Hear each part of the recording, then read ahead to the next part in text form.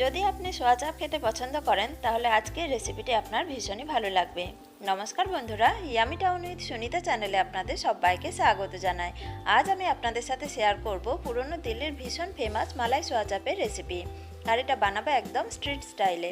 দারুণ টেস্টি তৈরি হবে, একদম ক্রিমি ভীষণ টেস্টি তৈরি হবে।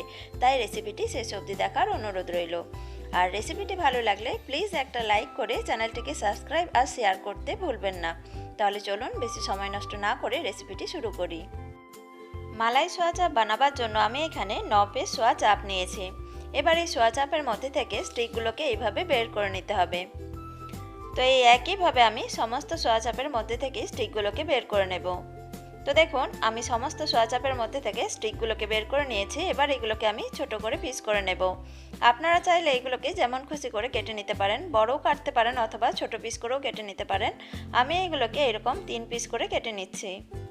তো দেখুন বন্ধুরা, সোয়া চাপগুলোকে কেটে এরকম একটা বাটির মধ্যে নিয়ে নিয়েছি। এবার এগুলোকে একটু ম্যারিনেট করে নেব। তাই এর মধ্যে দিয়ে দিচ্ছি 1 টিস্পুন আদা রসুনের পেস্ট, আর দিচ্ছি অর্ধেকটা লেবুর রস।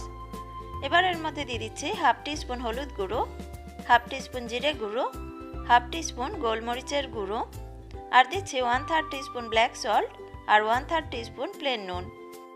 এই নুনের পরিমাণটা একটু কম দেবেন এই সময়, কারণ আমি পরে যেহেতু এর মধ্যে বাটার অ্যাড করব, তাই বাটার যেহেতু সল্টি হয় তাই এই সময় নুনের পরিমাণটা একটু কম দেবেন। এবার সব কিছু একবার ভালো করে মিশিয়ে নিতে হবে। আর যদি আমার রেসিপি আপনাদের ভালো লাগছে তাহলে প্লিজ আমার চ্যানেলটিকে একটা লাইক করতে ভুলবেন না। তো দেখুন বন্ধুরা, সব কিছু আমি ভালো করে মিশিয়ে নিয়েছি। এবার আপনারা চাইলে এগুলোকে কিছুক্ষণ ম্যারিনেট করে রেখে দিতে পারেন, বা ম্যারিনেট না করেও আপনারা সাথে সাথে এগুলোকে বানিয়ে নিতে পারেন। আমি এগুলোকে ম্যারিনেট করে রাখছি না, এখনই বানিয়ে নেব। তাই আমি এখানে একটা ফ্রাইং প্যান গরম হতে দিয়ে দিয়েছি। এবার এর মধ্যে আমি তেল গরম হতে দিয়ে দিলাম। এবার তেল যখন ভালোভাবে গরম হয়ে যাবে তখন যে সোয়া চাপগুলোকে আমি ম্যারিনেট করে রেখেছিলাম পিস করে কেটে নিয়ে, সেগুলোকে আমি ভাজতে দিয়ে দেবো যতগুলো ধরবে। এবার গ্যাসের ফ্লেম হাইতে দিয়ে এগুলোকে ভালো করে ভেজে নিতে হবে যতক্ষণ না পর্যন্ত এর মধ্যে সুন্দর একটা কালার চলে আসছে। আর এগুলোর এক সাইড হয়ে যাওয়ার পর এইভাবে উল্টে দিতে হবে যাতে অপর সাইডটিও ভালোভাবে ভাজা হয়ে যায়। গ্যাসের ফ্লেম হাইতে দিয়ে যদি এগুলোকে ভাজা হয় তাহলে এর ভেতর অবধি ভালোভাবে কুক হয়ে যায়।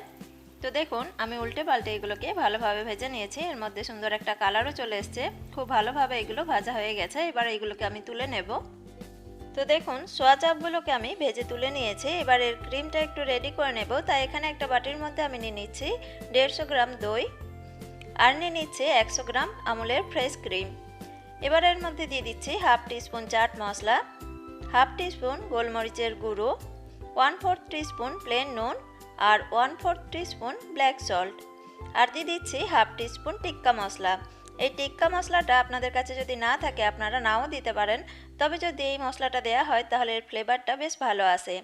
এবার সব কিছু একবার ভালো করে মিশিয়ে নিতে হবে। সব কিছু একবার ভালো করে মিশিয়ে নেওয়ার পর আমি এর মধ্যে দিয়ে দিচ্ছি কাজুর পেস্ট। আমি এখানে 20টা কাজুকে 2 ঘন্টা জলে ভিজিয়ে রেখে তারপরে এর একটা ফাইন পেস্ট বানিয়ে নিয়েছি মিক্সির মধ্যে দিয়ে, সেটা এবার এর মধ্যে দিয়ে দিলাম। এবার সব কিছু একবার ভালো করে ফেটিয়ে নিতে হবে। এইভাবে 2-3 মিনিট ভালো করে ফেটিয়ে নিতে হবে যাতে রান্না করার সময় দইটা ফেটে না যায়। এবার এখানে একটা ফ্রাইং প্যানের মধ্যে আমি নিয়ে নিচ্ছি 1 টেবিল স্পুন অয়েল।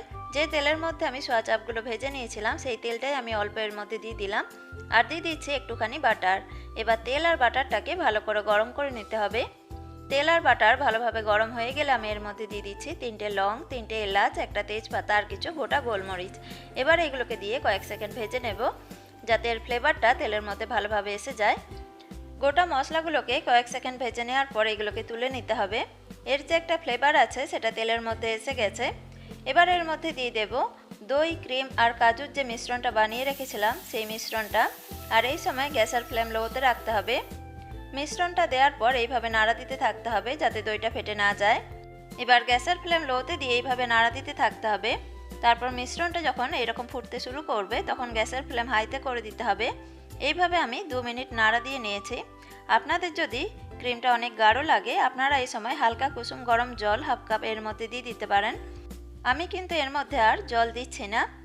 এবার আমি এর মধ্যে দিয়ে দেব ভেজে রাখা সোয়া চাপগুলো। ভেজে রাখা সোয়া চাপগুলোকে দেওয়ার পর গ্রেভির মধ্যে ভালো করে মিশিয়ে নিতে হবে। তারপর গ্যাসের ফ্লেম লোতে করে দিয়ে ঢাকা দিয়ে 5 থেকে 6 মিনিট এইভাবে রান্না করে নিতে হবে। তো দেখুন ঢাকা দিয়ে আমি গ্যাসের ফ্লেম লোতে করে 5 মিনিট রান্না করে নিয়েছি সোয়া চাপগুলোকে। এবার একটু নাড়া দিয়ে নেব। আপনাদের যদি গ্রেভিটা একটু কম লাগে আপনারা এই সময় একটু হালকা কুসুম গরম জল এর মধ্যে অ্যাড করে দিতে পারেন, তাতে কিন্তু টেস্ট একই রকম থাকবে। আমি এটা একটু শুকনো রাখবো, তাই আমি এর মধ্যে আর কোনো জল দিচ্ছি না। এবার সবশেষে এর মধ্যে দিয়ে দেব কিছু ফ্রেশ ধনেপাতা কুচি। এবার ধনেপাতাটাকে সোয়া চাপের মধ্যে একবার ভালো করে মিশিয়ে নেব। তারপর একটা প্লেটের মধ্যে আমি মালাই সোয়া চাপটাকে পরিবেশন করে নেব। বন্ধুরা, এইভাবে আপনারা একবার মালাই সোয়া চাপ বাড়িতে বানিয়ে দেখবেন, খেতে কিন্তু দারুণ টেস্টি হয়। আর এটা আপনারা লুচি, পরোটা সব কিছুর সাথেই খেতে পারেন। এছাড়া আপনারা শুধুও এই সোয়া চাপটাকে খেতে পারেন। তো দেখুন, আমি আপনাদের একটা এইভাবে ভেঙে দেখিয়ে দিচ্ছি। দেখি নিশ্চয়ই বুঝতে পারছেন কত সুন্দর ক্রিমি মালাই সোয়া চাপ আমার একদম তৈরি হয়ে গেছে। আর সোয়া চাপটা একদম সুন্দরভাবে সেদ্ধ হয়ে গেছে। তো বন্ধুরা, আমার আজকের রেসিপি আপনাদের কেমন লাগলো কমেন্টে জানাতে ভুলবেন না। আর যদি আমার রেসিপি আপনাদের ভালো লেগে থাকে তাহলে প্লিজ আমার চ্যানেলটিকে লাইক, শেয়ার এবং সাবস্ক্রাইব করার অনুরোধ রইল। আর যদি সাবস্ক্রাইব করে থাকেন পাশে থাকা বেল আইকনটি অবশ্যই প্রেস করে দেবেন, তাহলে যখনই আমি এরকম নতুন কোনো রেসিপি আপনাদের সাথে শেয়ার করব সবার প্রথমে আপনাদের কাছে নোটিফিকেশন পৌঁছে যাবে। আবার নতুন কোনো রেসিপি নিয়ে আপনাদের কাছে আবার হাজির হয়ে যাব। সবাই ভালো থাকবেন, সুস্থ থাকবেন। নমস্কার বন্ধুরা।